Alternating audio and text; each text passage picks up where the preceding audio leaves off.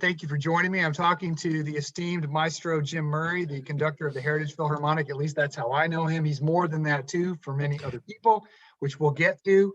And we're recording this. I know nothing about what I'm doing, but my goal is he's my friend, he's my conductor, and a lot of great information, hopefully, that we can talk about and have it not be too clunky or unprofessional. But anyway, thank you for Zooming with me, Maestro. So. Oh, sure. Happy to. So that was, but I'm going to start with a question that has nothing to do with anything important, but it's always a question that I've had and I've never asked anybody. And it is, so put on your conductor hat, baton versus no baton. Some conductors in the history of, some great conductors use their hands. And I don't know if Stokowski used his hand or. Well, I think he had a big baton, I think. There have been or Gunther Wund or Kurt Mazur. It's one of those guys. Kurt Mazur is not. Well, he does not use a baton. Okay, so Mazur. When I just have his, I have his Bruckner series up here, which I've just been listening to. So what? Tell me, why do you use a baton? Why do some conductors not use? Wow, that's like a big off the bat question. There you go. I didn't say it was going to be easy. I mean, I think the easy answer is personal preference, and it probably has to do with your teaching, like who taught you. I always learned that the baton is an extension of the arm. That's how it should function. And we don't need to get into a lot of baton technique here. I don't think that's what people are interested in, but you'll know that at least the modern technique I would think by most people that I can think of is a closed hand, right? You don't want extra digits or fingers serving as other points of like, not like that, but like, the closed hand. So it is an extension of your arm. Mm-hmm. And, I think from the, when I went to, when we did my master's, my wife did her master's in choral conducting, because that's kind of part of the divide here, right? You generally think of choral conductors generally don't use batons. That's a good point. And instrumental conductors generally do. And why is that? There's 100 singers there. Well, here, I'll tell you that her choral conductor, her mentor, required all of his students to use batons. Okay. But then she stopped doing that after we were out of school. Generally, I mean, obviously it's part of the size of the ensemble, right? That it's just for clarity of being able to be seen.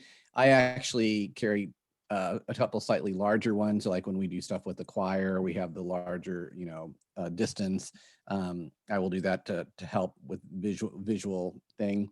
There's an argument that people will say that you're more expressive if you don't have a stick in your hand, right? And I don't know how that works into the whole choral thing, because I have seen, and I'm sure you have as well or experienced, conductors that are very expressive with a stick, and conductors that are not as not as expressive with just their hands. So I don't think that's a mutually exclusive thing. I don't think you can say conductors who don't use a baton are more expressive and ones that use one are less. I think that doesn't matter in that regard. I think maybe, well, I don't know, like Kurt Mazur, I'm trying to think of some other top tier guys that don't use sticks. I guess I would say that on one hand, the more professional the ensemble, the less stick the ensemble needs from the conductor, right? I wonder about that. So yeah, and I would say that's also true for a lot of, if you have 12 or 16 or 24 singers in front of you, they probably desire more phrase shaping, musical expression communicated than rhythm. But if it's a choir doing a 20th century, contemporary piece that's highly rhythmic and intricate, you're going to get a different style of conducting. That's a great question. I think, I'm glad it's not a dumb question.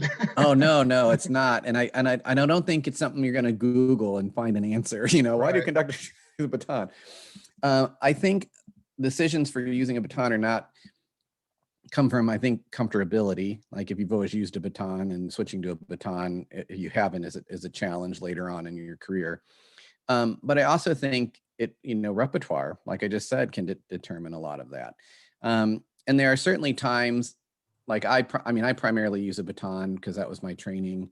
But there are certainly times within a piece I will fold the baton back and not use the stick for certain passages or whatever, just because I think it lays better or works better with the ensemble or whatever. So there's no rule. It's not like when you go to conducting school, you know, there's a book on this.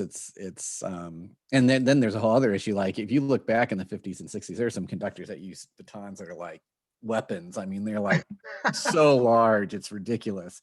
Wow. And, you know, nobody really does that anymore. You know, we tend to use a shorter stick. But that's a great question. That should be like, they should be a panel of conductors, and somebody should go down the. Yeah. The other interesting thing is, and not that this connected to your question, is left hand, right hand. Oh, I didn't think about that. So right hand is the standard for the stick, for the baton, and left would be the expression. And I did a long time ago, I did a Conductors Institute, and I had a good friend who was primarily a choral person, or we became good friends there. He was from Canada, and he'd always conducted with his baton in the left hand. And he got up on the first day and started that, and they were like, no, no, no, no, no. Oh, and the musicians were like looking at up and like, what? And so yeah, they said, at least while you're here, and they were good natured about it. They're like, let's give it a try, because it's really hard to do pattern, like, you know, if it to reverse those roles. But he switched hands, and you know, he did baton pattern in his right, which used to be his expressive hand. And in his left, and he was super expressive. I mean, once he got it down, he did a nice job. I don't know what he did after that week after those 3 weeks when we went back to our normal life. But I think from a player's perspective, and players who play in lots of different groups under lots of different directors, stick's gonna have to be in the right. Well, it's probably no different than if you're a fighter. It's weird, you know, a lot of fighters struggle when they fight a left-handed guy, or a batter facing a left-hander pitcher is just much different than a right-hander. So it's just that visual approach. But what I always think is interesting, and like I said, this is like, if I interviewed you, I'd ask you questions like, I mean, I think it's, when you think about the orchestra, when you stand in front of it, like you see me from one side all the time. The cellists see me from the other side all the time, and the woodwinds see me straight on all the time. Yeah. So I've never experienced that. Yeah, and none of you are really seeing the same thing. I guess. Right. Yeah. The point of view or the perspective is different. And so, do we know when the famous story of Beethoven conducting his nights? Do we know if Beethoven used a stick, or if it's just his hands, or what are the great composers? Do we know anything about them? I don't know for Beethoven. I think when you get in the Romantic period, you get a little bit more evidence. I mean, you know about Rameau, right? And pounding the stick on the ground. Do you know that story? I don't know that story. I'm pretty sure it's Rameau. It might be Lully. I should know that. I'm sorry, everybody. It's one of those two guys. It's Sunday night. I'm having a beer. It's okay. We're just talking. Well, it was either Rameau or Lully, and all conductors know this story, but he had a big walking stick, and he was trying to keep an ensemble together, so he pounded on the floor with his walking stick to keep them in time. And then he missed, and it went straight into his foot. What?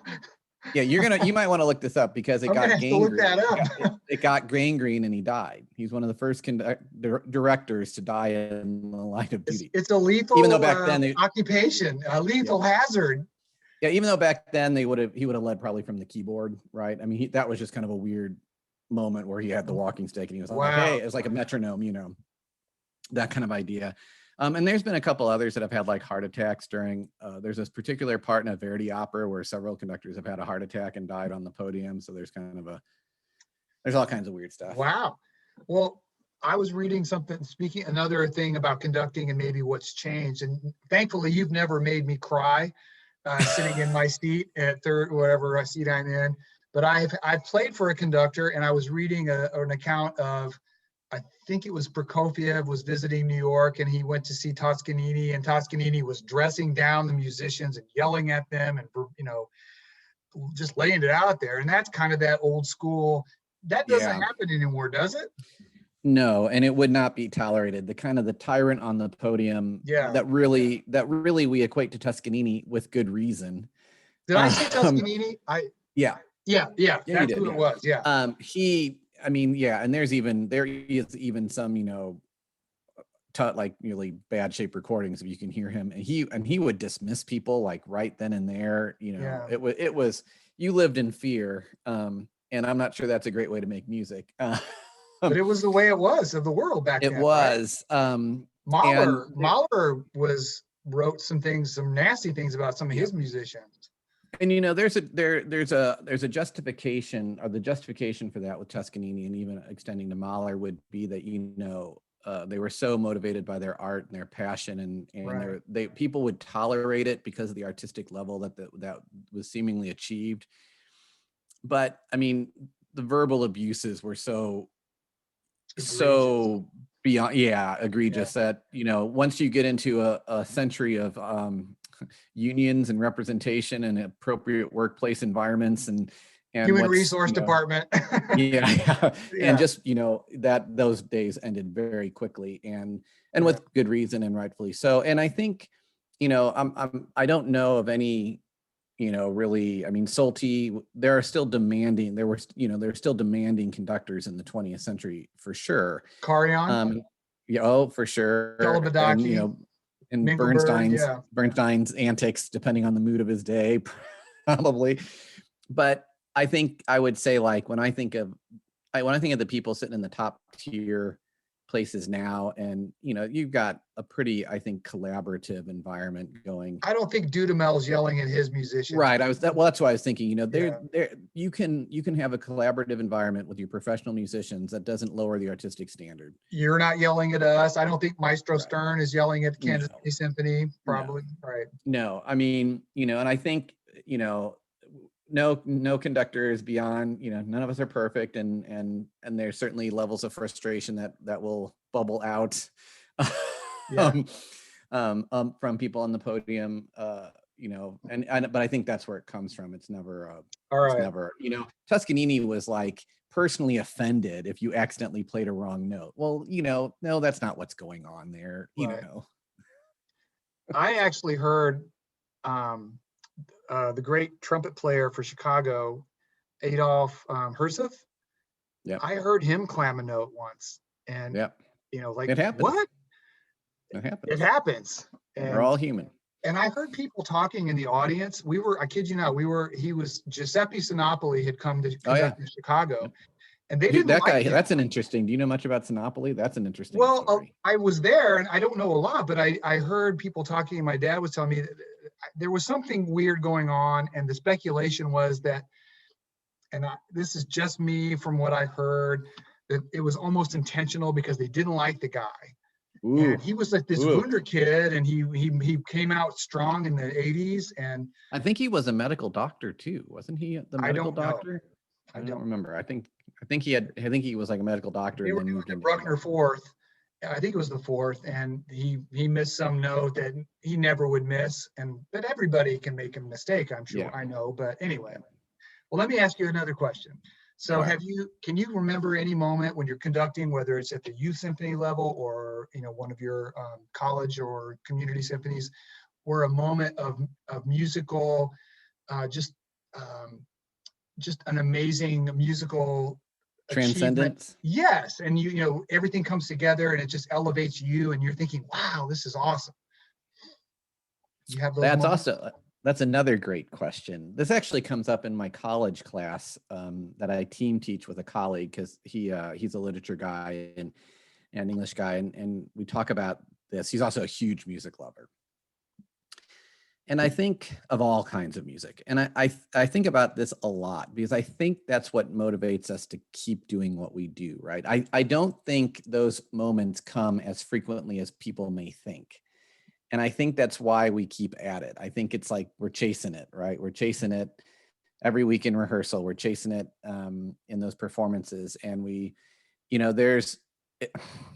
it's a very hard thing, I think, to articulate. So there is, moments in concerts where we'll go through a passage in the performance, and it's one of those ones that was really tricky, and we'd spent a lot of time working on, and everything lined up, and it went great. And I'll be like, I really, but that's different, right? I'm pleased and I'm proud and I'm happy that it worked out. That's not the same thing as that moment of transcendence where you kind of not even worry about the audience, and you don't even worry about, that you kind of reach or attain that higher whatever that is, that experience. And obviously, I think that's what audiences want, right? I mean, audience of all kinds. I think when we talk about the importance, and I think we're appreciating the importance of live performances now more than ever before. Yeah.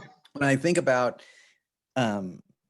what audiences want from a rock show, from a jazz trio, from, that's what they're looking for, right? They're looking for those highs, those moments. Yeah. I mean, they're looking for escapism, put their problems, but they're looking for all that. Right. And I think it's, the challenge for any ensemble is to get the technical mastery out of the way so that we're free to move on to that next level of expression to help get us all there. Right. I think about ballet a lot when I think about this, because I think out of all the arts, sometimes, and dance in general, but when you watch ballet, everybody, when they come out of watching a ballet, will talk about how graceful and effortless and flawless and seamless and beautiful the performance was, which is the exact opposite of what those people are doing to their bodies. Sure. Their job is to make the awkward, technical, physical challenges look flawless. Right. They remove the technical to make way for the art, for the artistic or the expression. And I also think that they do it so well that people like, oh, I could do that. How hard is that, right? They do it so well, we undervalue the difficulty of what they're actually presenting. So, yeah, I mean, I don't know if I have a specific moment. I tend to, there are certainly pieces of music that I tend to respond to, like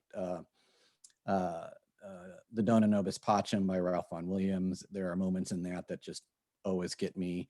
For me, I think it's more, at this point, it might be more like repertoire driven than performance driven. If that makes sense.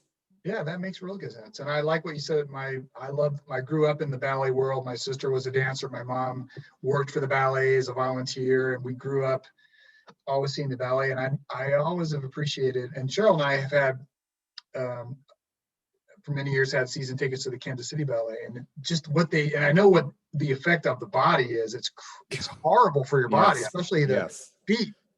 But yeah, they make it look beautiful and graceful, and yet they're working really hard, and they make it look easy. And that's one of the things about great artists. I've been thinking about this lately, so we can go there next. Like, when I watch a great soloist, or whether it's a violinist or a pianist, or even a great hitter in baseball, or Patrick Mahomes, great people that are at that level, they do something so hard, but they make it look so easy. Right. And it just blows my mind. Some of the throws that Patrick Mahomes makes, nobody can do that. Yeah. But he looks like he can do it anytime. It just boom. It's just same with. Yeah, I'm in the same situation. I wouldn't have known any of that about dance, except for I've known some ballet people in that world. I've worked with some music, collaborated with orchestras and dancers. And I think that's the greatest compliment you can give them, right? That you removed the technical and you've allowed the expression to come through. And I think you're right. I mean, when you're talking about people at a mastery level, right? Like the word virtuoso comes from us, right? Highly skilled performer, but now we hear it. I mean, I'm sure somebody has described Patrick Mahomes as a virtuoso, and you're saying highly skilled, and I think that's not inaccurate. Right. But when you know something that well, like, I think the other thing that when we think about soloists, particularly, or violinists, pianists, whatever, I think there's an engagement piece to what they do, right? I mean, for them for those people to make this circuit, right? I mean, for them to have solo recordings, to be touring with the orchestras, there are, how many others of the same ability that don't get the contract, right? Right. And it could be because they're just not marketable enough. Their musical ability is great. Their personality is not so great. They're hard to work with. I mean, that's the other thing about the hard to work with thing right now. Is conductors, soloists, even rank and file orchestra musicians. There are so many people out there that want that job that if you're going to be difficult to work with, they can get somebody equally as qualified in there that isn't. Easily, yeah. But I think, when I see a great soloist perform, particularly a standard repertoire concerto, right? And you walk out of that and you're like, oh, that was so amazing. And then you think, oh my gosh, that's probably the 100th time they've played that in the last Right. 18 months. So number one, no wonder they know it so well. Right. But number two, it didn't feel like it was the 100th time to me, right? It felt like it Right. was brand new, fresh in that moment, right? Exactly. And certainly we've had, I mean, I know I'm no longer the young and up and coming conductor that I once was in the area. And I used to go in that mindset of like, there's so much great music out there. I'm never going to repeat, other than Sleigh Ride, I'm never going to repeat a piece of music. Leroy Anderson. That's right. Because why would I? Because there's so much great music out there. Right. And I did that for a long time. My first, probably 10 or 15 seasons with Northland Symphony. And you're talking about an orchestra that does like 5 concerts a year, well, it's easy not to repeat stuff when you're doing 5 concerts a year, as opposed to Kansas Symphony that's doing 15, 16 classical weekends or whatever. Right. But then I started to realize, hey, I've got a bunch of new people in this orchestra that haven't played this. We've grown our audience and they haven't heard this. And, and so I'm like, but then, what happens is when I start coming back to pieces, well, there's a saying in the conducting world that you're not really ready to conduct a piece until after you step off the podium, the first time you've conducted it in performance. Now you're ready. Now you're ready. Okay. That's good. Now you're ready. And, when I started to return to pieces that I knew in my repertoire, and then when I started adding some orchestra, so I do something with Heritage that I'd done a couple of years ago with Northland, or vice versa, or whatever, then that was a whole other, it was such a different experience, because I was coming back to something I knew, that I knew well, that I knew what I wanted, where I wanted, how to get to it, and that level of confidence and familiarity. It's not quite the 100th time, but Right. it's it's that same idea. And you've certainly performed works more than once, other than Sleigh Ride. Sure. So. Well, that leads me to my next question. So have you ever conducted, you've conducted a piece once or twice with different ensembles. Have you ever conducted a piece that you felt like, yep, I got it, this is it? You open the score, yep, I got it, you conducted, it goes great. And then maybe you visited another later on and you're down the road and you realize, oh my God, I had it all wrong. Or that you see it a different possibility, like, why didn't I see that before? Is that something you've experienced? Yes, I wouldn't say it was 180 degree all wrong, because I don't mean wrong, but like there's a whole nother way to look at this. Yeah, and that comes from a couple places. It actually, when that happens, all conductors generally prepare, and we do a lot of preparation before we get on the podium, and we have a plan of how to prepare the piece, but also what we want out of the piece. But often that comes from members of the ensemble. And because, no matter how long that I've done this and my instrumental backgrounds and stuff, I haven't played orchestral cello parts for 30 years. I haven't played orchestral, brass parts for 25 years. And a lot of my changes are precipitated more on conversations with the musicians in the orchestra, who are asking me things about passages, or, hey, did you know, what do you think about this, or blah, blah, blah. And I'm like, oh, that's interesting. But also I think, I've certainly also had performances where I've looked back and like, oh yeah, I should have done that differently. I was wondering about that. But I think, I think this is something, I don't know about other musicians, but what I do, the Monday morning quarterback thing is the worst thing you can do in your life, right? Sure. And so when, sometimes we record our concerts, sometimes we don't, it just depends on things, but I don't listen to, and this is true even when I was doing recitals and stuff, I don't listen to anything that I've recorded for several months until after we get some distance, because if I do it right away, I'm just going to tear it apart and and I need to get some distance from it so that I can see a bigger picture. Yeah. So next question. So when you're preparing a piece, let's say you're conducting a work that you've not conducted before, okay. And whether you know the work from hearing it, which you probably have because you've heard a bazillion pieces. Yeah. What's your method? Do you sit down and study a score just with quiet in the room and look at the parts and listen to it in your head, or do you follow a recording along as you read it? How do you do that? Another great question. All right, I got another So good question. yeah, all conductors, I think, have similarities in their preparation and then differences.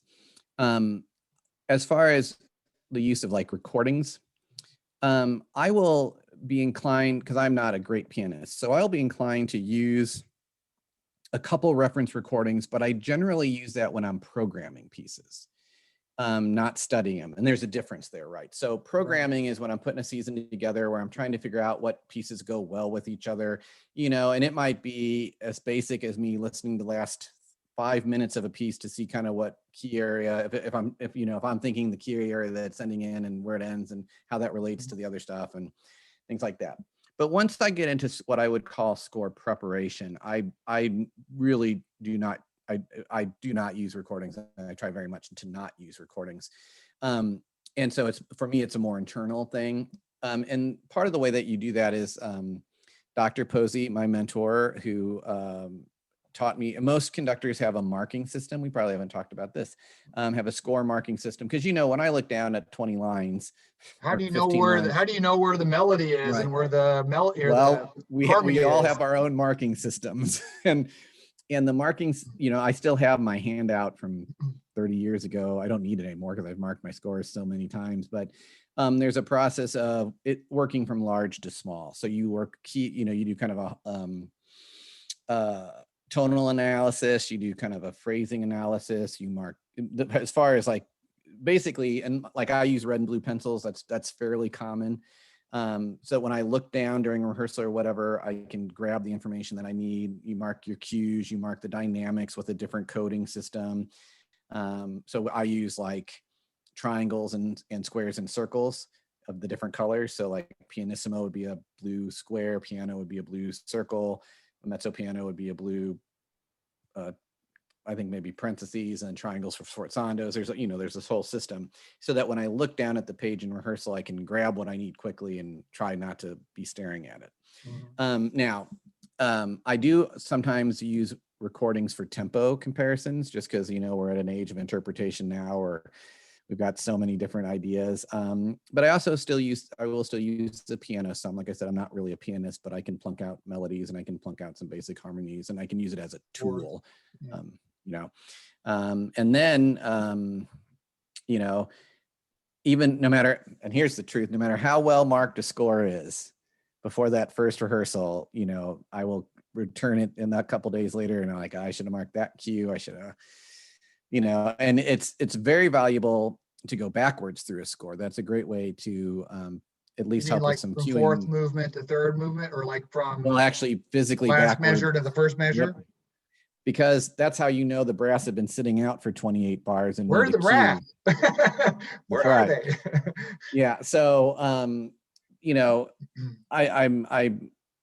some pieces and so that's the other thing. Like when I come back to a piece I've already done, the score's already marked. It's marked the way I like it. Then I'm really just reviewing, and that takes less time than if I'm marking. Like if I'm marking a new symphony, that's hours. That's hours of prep.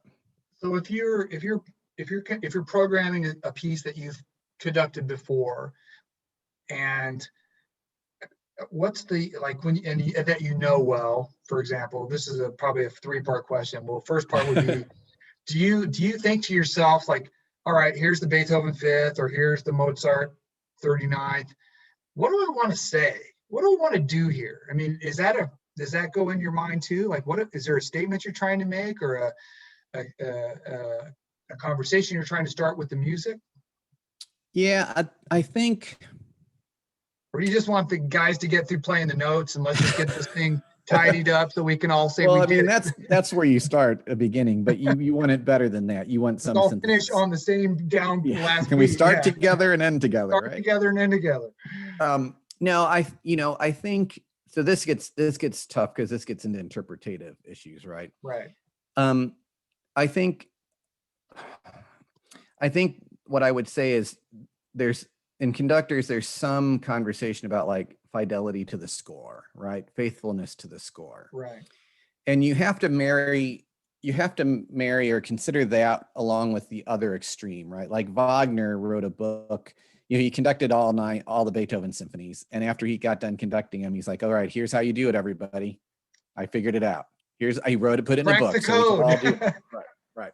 And so obviously we know, and that's the amazing thing that even in my classes, I'm like, let's just, and especially now that I'm virtual, I can like bring up YouTube and type in Beethoven Symphony number 5. And I'm like, how many results do we have? Exactly.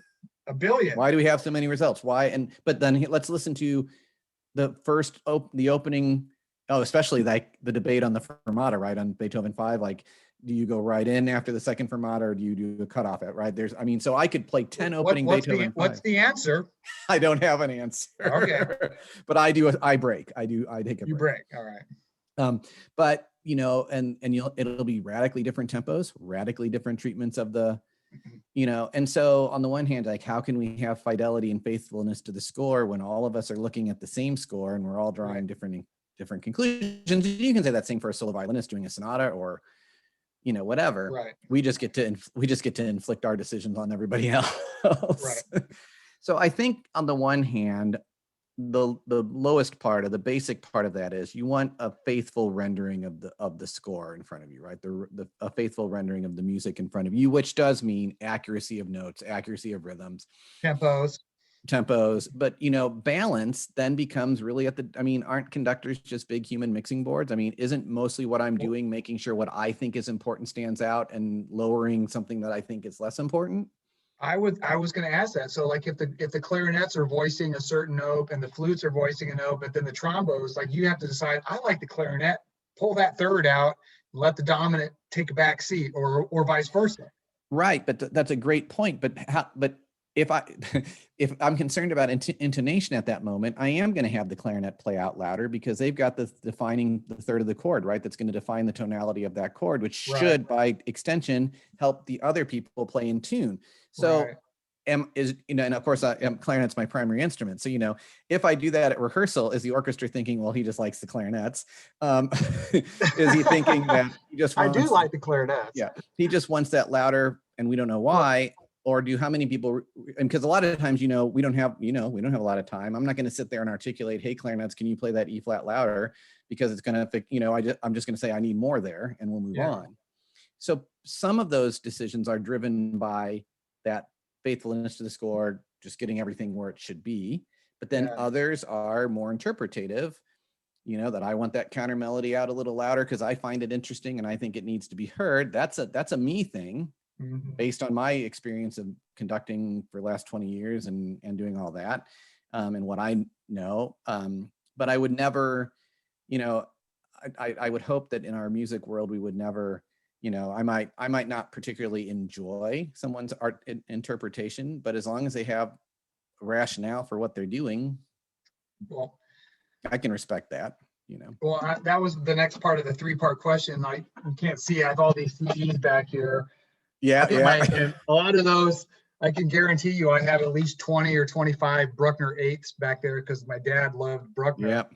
But that people that don't understand music and they see a guy on a podium with a stick, they don't understand. So the question is, so how is it that two different people with the same orchestra with the same stick can create a completely different experience?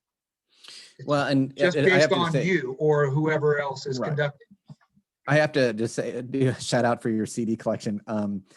With the way we consume music changing so rapidly, and of course compression rates from LP to CD to digital, and the best listening experience. But I still have my CD collection, even though I probably don't use it as much as I should. But one of the reasons what I struggle with, and I'm sure yours is the same way, is it's a curated collection. Like these are the versions of the pieces that I value them. It's not just anybody's Shostakovich. My Shostakovich cycle is made up of different conductors for different symphonies based on the way that I like it. So, and I think that, you can pull and find recordings made within a year of each other with the same orchestra with two different conductors playing the same work, and it's dramatically different, right? That's the point. Exactly. Right. How is that? Yeah. Or even better yet, like a Bernstein recording from the 70s versus a Bernstein recording from the 90s of the same work with the same orchestra, albeit personnel's changed, and dramatically different results. Or even Glenn Gould from his, the 55 Goldberg variations and the 81 or whatever. It's like two bookends, you know? I think obviously it's, I would say a lot of that is about personal growth of the musicians, Yeah. and what they've experienced. But I would also say that, you know, when we go back to like score prep and things like that,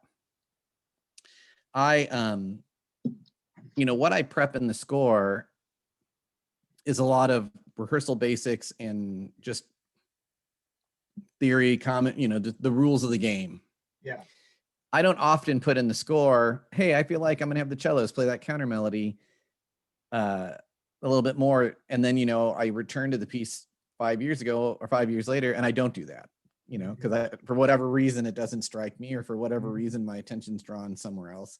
You know, I think the best thing in the world is when I hear a piece of music that I know well that strikes me as new, right? I had that experience with Nicholas McGeegan conducting Haydn I think it was Haydn 104. Oh, and Haydn 100. It was one of the Haydn ones. And one of the last ones. yeah, and I sat down and I was there for a concert for something else. I think my wife was singing in symphony chorus or something, you know, there's something else brought me to the concert. And I remember looking at my friend, I'm like, I love Haydn, and we can have a whole other conversation about how he's an underappreciated composer of the big three. Let's do that next, because I agree. But I looked at my friend and I'm like, man, I am just not in the mood to hear Haydn 104 right now. I mean, the concert's like about to start with Haydn 104, you know? Yeah.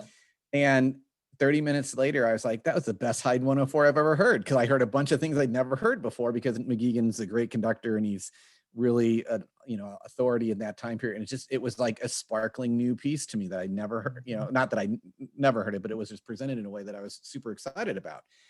That's a great moment. If you can do that in any performance as a soloist or an ensemble or whatever, yeah, you know, I mean, now realistically, if I'm preparing a Beethoven symphony in the next couple of years, I'm not sure I can bring anything I don't know if I can get that experience to a listener, but I certainly can hope that a new listener will have a good experience. A friend of mine that used to work do sound for the Kansas City Symphony also works for Pittsburgh, his company, and they would do recordings for Pittsburgh. And what's the guy's name in Pittsburgh now? I can't remember. Yeah, I know who it is, but they did a Beethoven and they got a Grammy nomination. But I was thinking, he and I were talking, like, how many Beethoven fifths are there out there? Does anybody really have anything new to say? So maybe they do.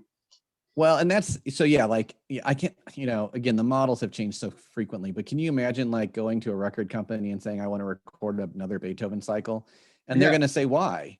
And you're going to have to be able to articulate to the record execs what you think you're going to be able to bring to the table and why that's going to transfer to profit.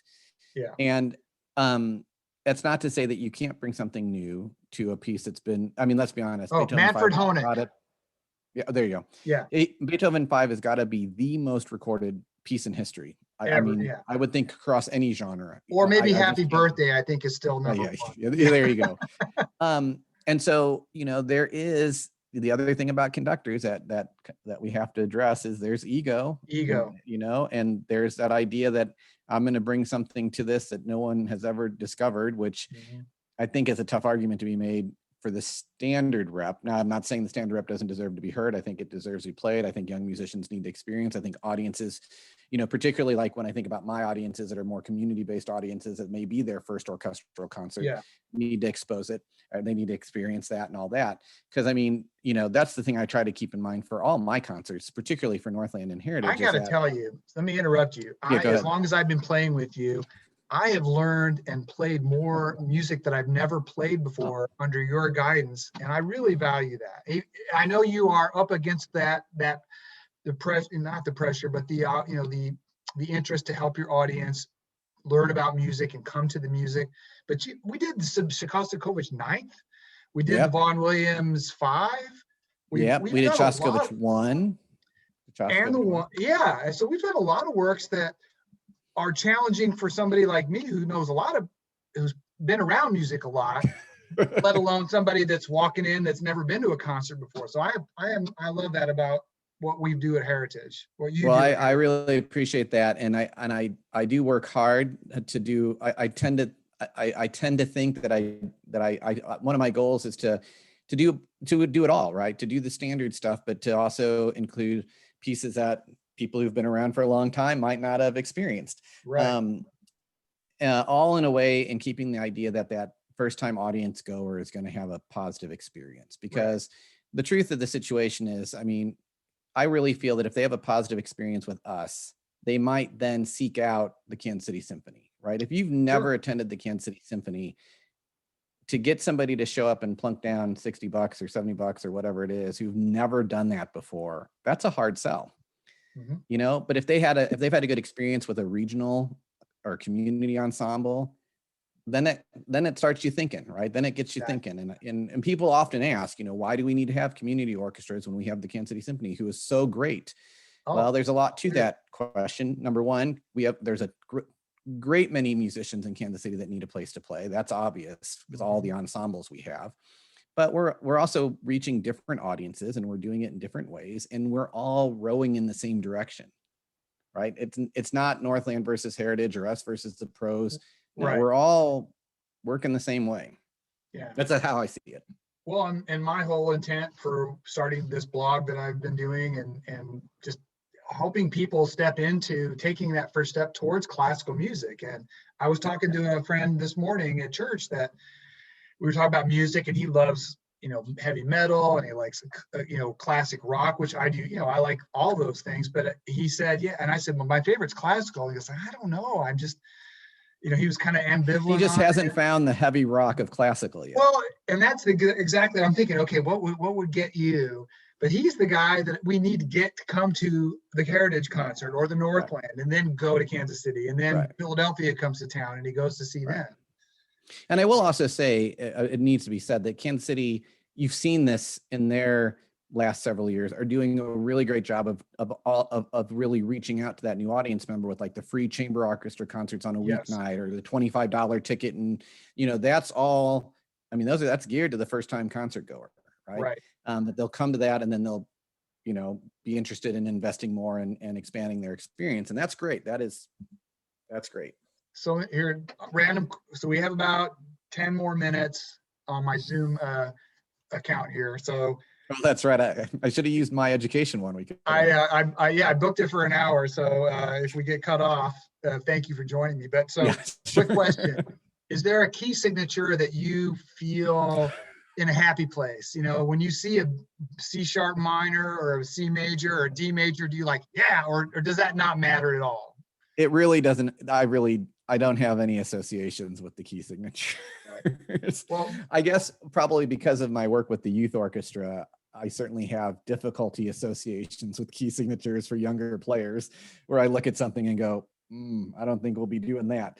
But I don't correlate mood, and I'm not one of those people, you know, those people that see color or whatever when they like associate. That's not. I listened to Baroque and Beyond on the Sirius XM on Saturday and Sunday mornings, and Robert Aubrey Davis had a program, and he was talking about the key of joy, and it was E major at the time. Oh, so okay. I emailed him. I said, "Is E major really the key of joy?" And he got into it's a huge discussion, and you know, I don't know the answer, but I think people do think about that apparently, or have throughout history.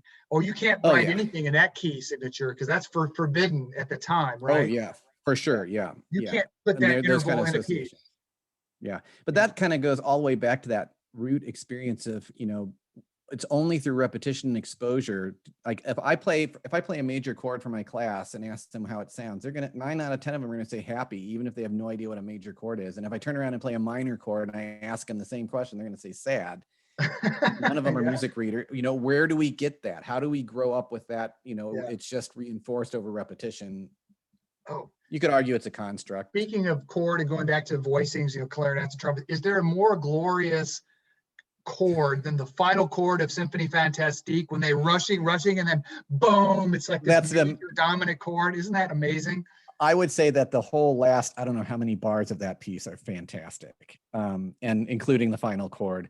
But like I tend to play the Bernstein recording for my class. And the end of it, he takes so fast. It's too fast. I will say as an interpretational idea, I believe it's too fast.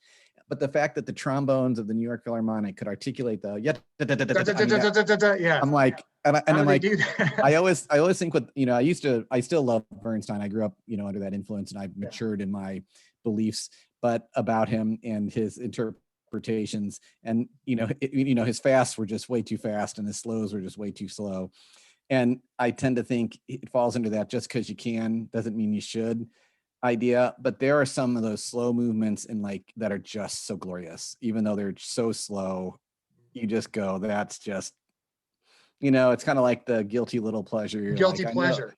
I know that Exactly. slow movement should not go that slow, but man, in the Soak it hands up. of that and those players, you're like, I'm like, and then I think, well, maybe, if I was on that podium, I probably would have done the same thing.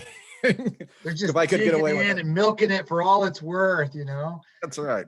I was You'll be speaking fine, of Haydn. trombones. You'll be fine. Yeah, just suck it up and That's hold your breath.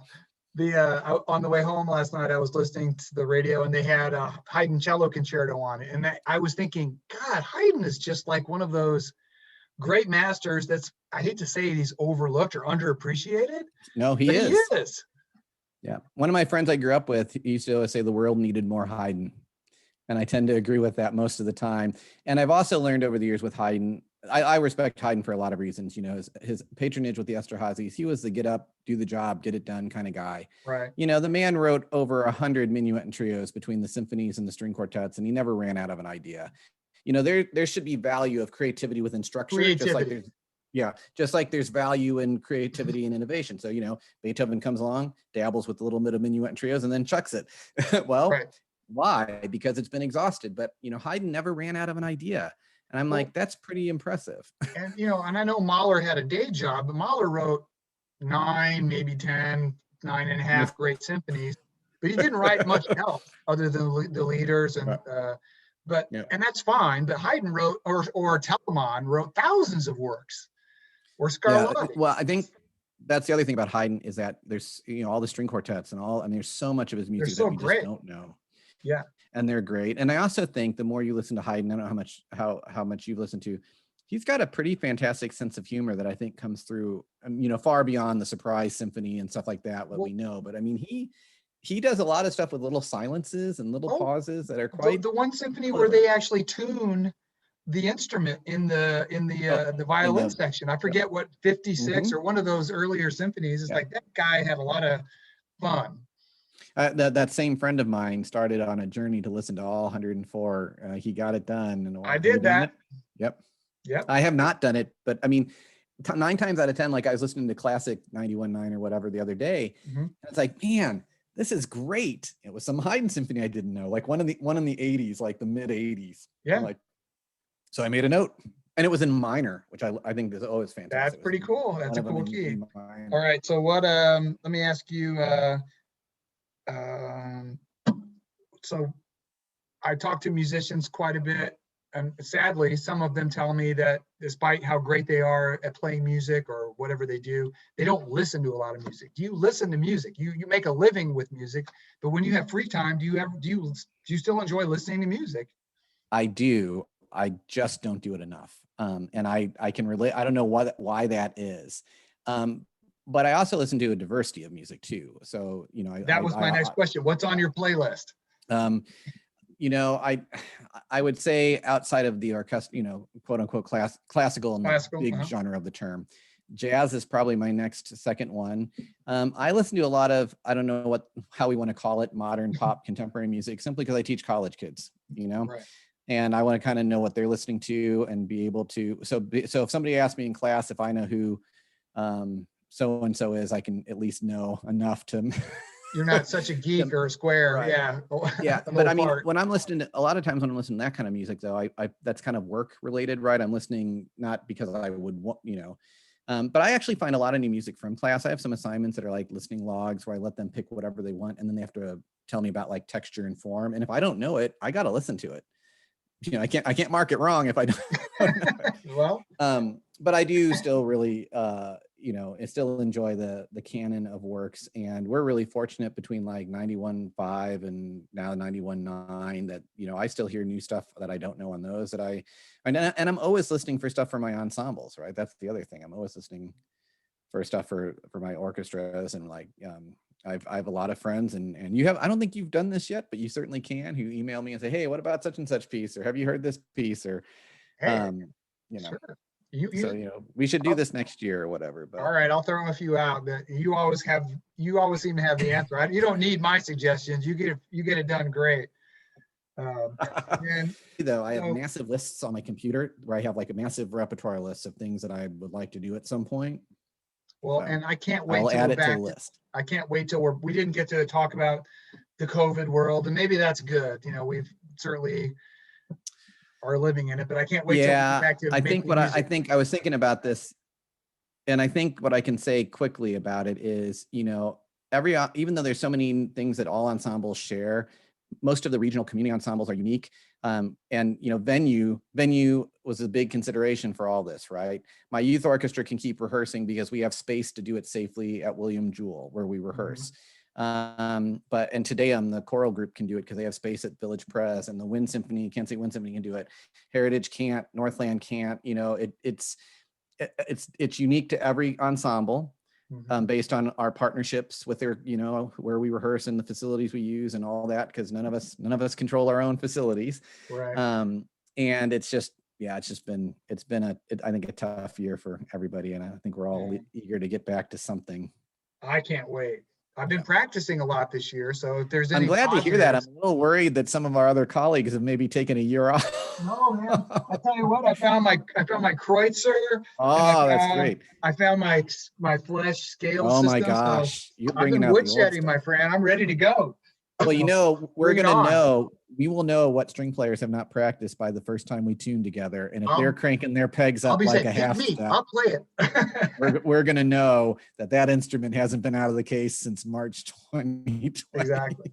Last important question. So are you a coffee or a tea drinker, or either, or neither? Neither, really. Really? Do you have a morning ritual to get you started? Do you drink water or Mountain Dew? I drink a Coca-Cola. You are a Coke drinker in the morning, Jim Murray. I am. All right. Diet or regular? Regular. My students will tell you that I always have one in class. Well, at least the first class.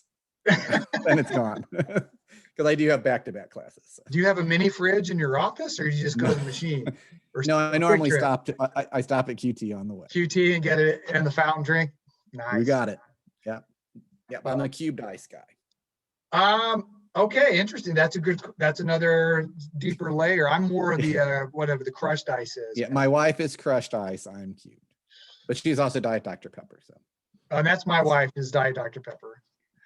Listen, I really appreciate the time. I know we've been talking about doing this a long time, and we can do more than this. This makes it so easy. We don't have to drive and meet anywhere. We can just. That's right. Yeah. I would be happy to do it again. We'll do part 2 soon. And yeah, let me know. Warn me of those questions about. Yeah, I'm sorry. This was all for anybody watching. This is just boom. We just went at it. No rehearsing, no planning beforehand. But you did great. I've enjoyed it immensely. And come up with I can't wait to see you in person, though. Yeah. With your baton waving above us, ready to give the downbeat. I can't wait for that. Well, and maybe we can do this in person and record it in person if we can. We can do that too. So when things get a little bit better. So absolutely. Cool. Well, this was fun, Tim. Let's do it again. Absolutely. Thank you, my friend. Yep. Bye.